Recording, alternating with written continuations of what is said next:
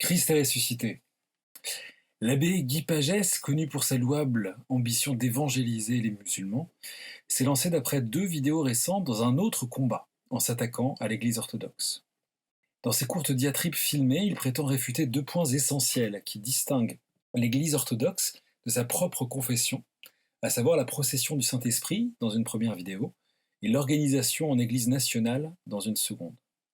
Une réponse s'impose donc sur ces deux points. D'abord, la procession de l'Esprit par le Père seul. Le principal obstacle théologique des orthodoxes à la foi catholique est la question de l'origine du Saint-Esprit, qu'ils disent n'être que dans le Père. Or, chaque personne se définit par son origine, n'en déplaise aux mondialistes. Ainsi, dans la Sainte Trinité, le Père seul est sans origine. Il est principe sans principe de la divinité. Le Fils seul est la parole par laquelle Dieu le Père se connaît, et le Saint-Esprit, l'amour qui à la fois les distingue et les unit. En dehors de leur relation qui les constitue, les trois personnes divines sont chacune et ensemble l'unique et même nature divine. Ce qui ne serait pas le cas si le Père seul était source du Saint-Esprit, car alors il ferait quelque chose que le Fils ne ferait pas, et ne serait donc pas vraiment un. Et le Père aurait deux fils. Le Saint-Esprit donc procède du Père et du Fils. Laissons de côté les témoignages traditionnels puisque l'abbé Pagès essaie de contester la doctrine orthodoxe du point de vue de la raison et de la logique, sans se référer à l'Écriture sainte, au Père et au Concile. Acceptons donc de combattre dans ce duel avec les mêmes armes. Commençons par reformuler son argument. Les trois personnes partagent la même nature divine, or le Père est divin et est origine de l'Esprit, donc le Fils, divin aussi, est origine de l'Esprit, double procession, l'Esprit procéderait du Père et du Fils. Ce paralogisme implique que la procession est une activité de la nature divine et non une particularité de la personne du Père.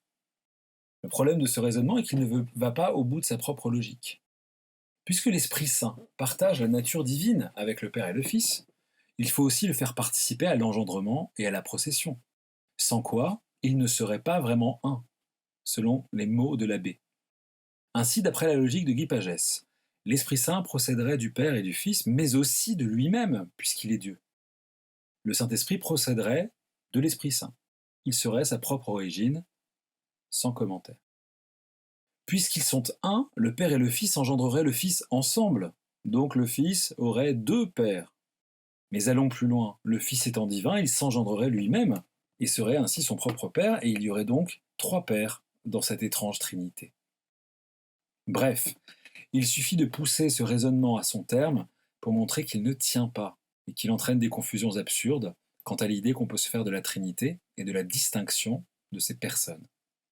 Pourquoi ces absurdités? Parce que l'axiome, qui veut que l'unité de nature entraîne une participation dans les actes éternels, divins et mystérieux d'engendrement et de procession, est faux. Ce qui distingue le Père est d'être sans origine, et d'être l'origine des deux autres personnes. C'est pourquoi il est nommé Père. Ce qui distingue le Fils est d'être l'unique engendré du Père, c'est pourquoi il est nommé Fils.